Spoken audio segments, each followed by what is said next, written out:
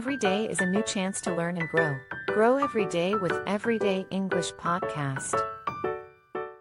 Hey, everyday learners, and welcome back to Coffee and Podcast from the Everyday English Podcast. I'm Danny, and I'm here with my awesome co-host, Rachel.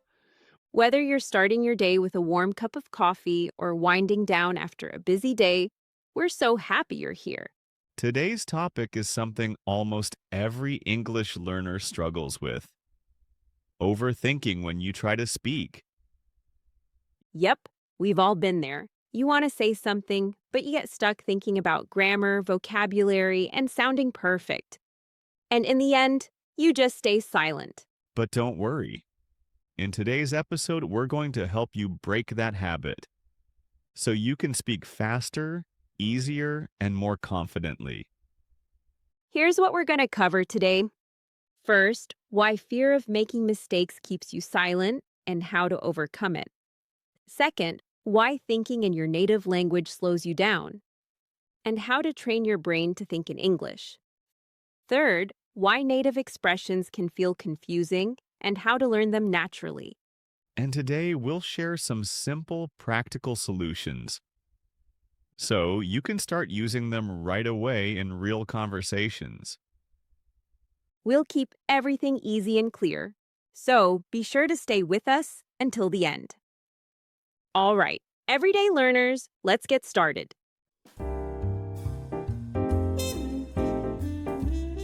All right, let's start with the first big problem. Why do many people feel scared when they speak English? One big reason is this: they are afraid of making mistakes. That's right. Many learners think, what if I say something wrong? What if people laugh at me? And because of that fear, they stop. They stay quiet. They don't speak. But here's something important. Everyone makes mistakes, even native speakers. Yes. Even people who speak English from birth, they sometimes say the wrong word, or they forget what they want to say. Let's give you a few real examples. Do you know Marcus Rashford, the soccer player from England? One time after a match, he said, "It was a very tough game. We was tired. We were tired." He smiled, corrected himself, and kept talking. Nobody cared. Or look at Taylor Swift. During one of her concerts, she forgot the words to her own song.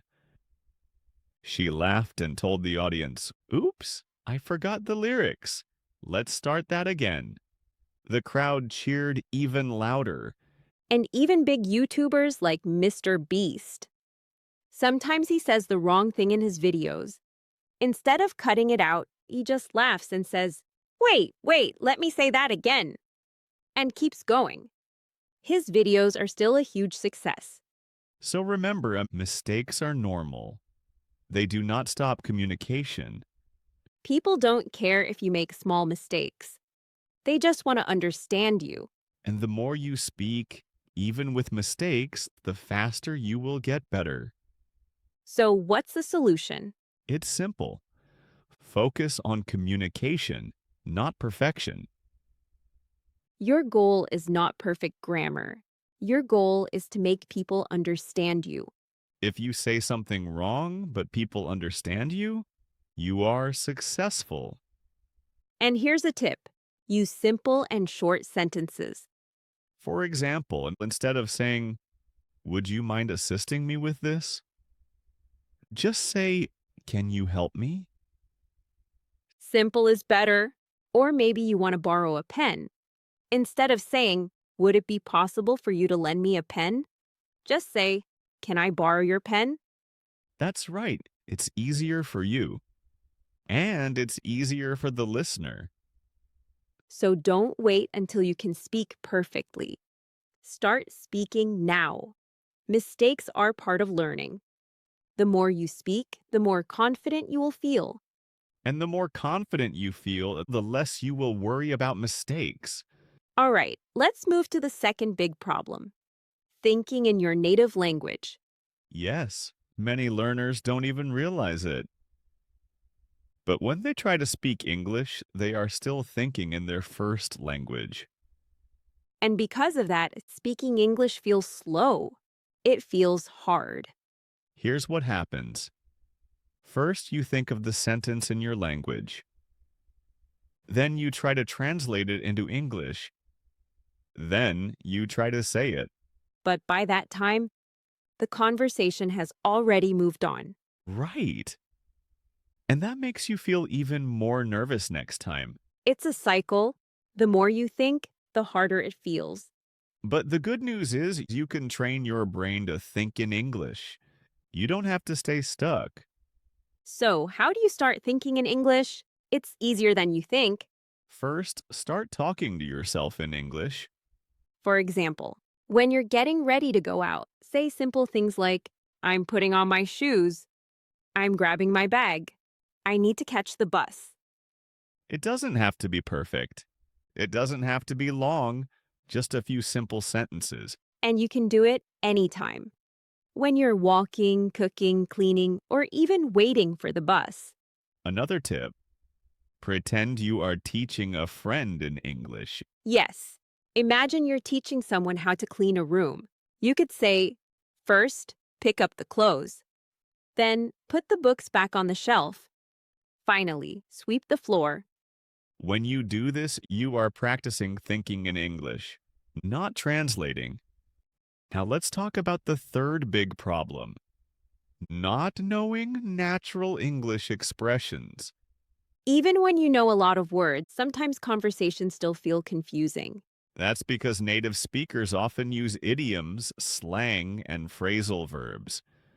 And sometimes the words don't mean what you think they mean.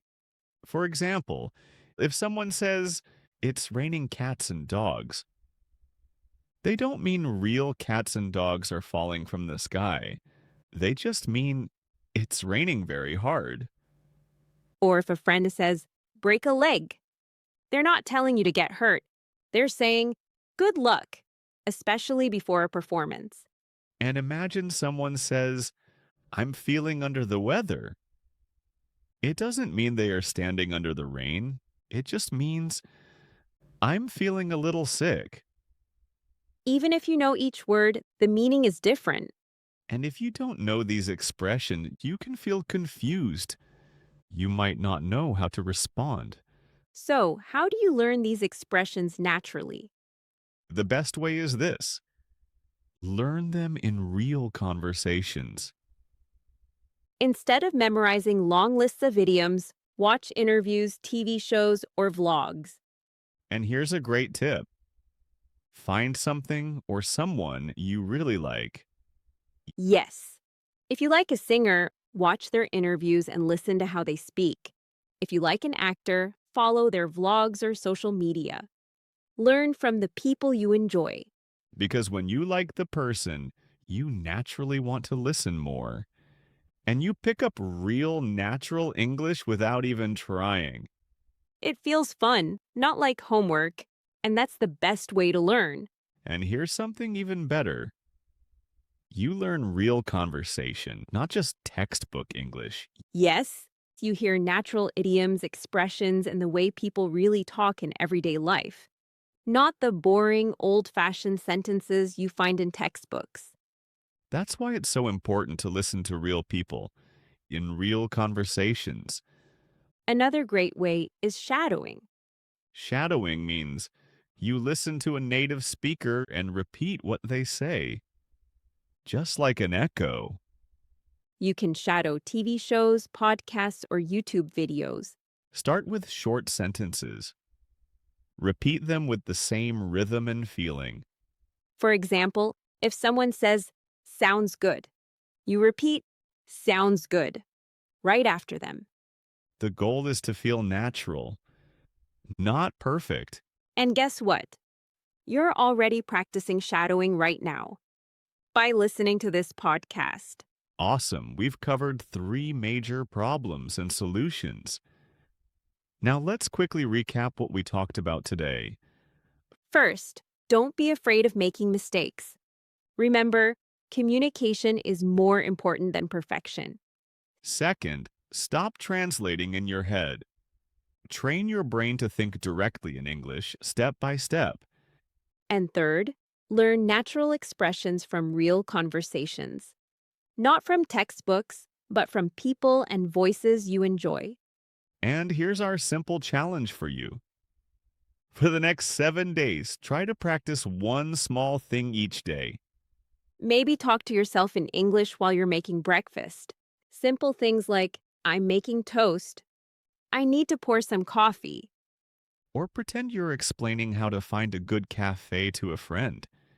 You could say, first, search on your phone. Then check the reviews and pick a place. Or you can pick someone you really like, a singer, an actor, or a YouTuber, and follow their interviews, vlogs, or posts. Listen carefully and try to shadow how they speak. You don't have to be perfect. The key is to enjoy the process. Make it part of your day, something you look forward to. Because small steps every day become big progress over time. And remember, at Coffee and Podcast, it's not about being perfect. It's about growing little by little, enjoying the journey together. So keep showing up, keep speaking, and keep believing. You're making progress.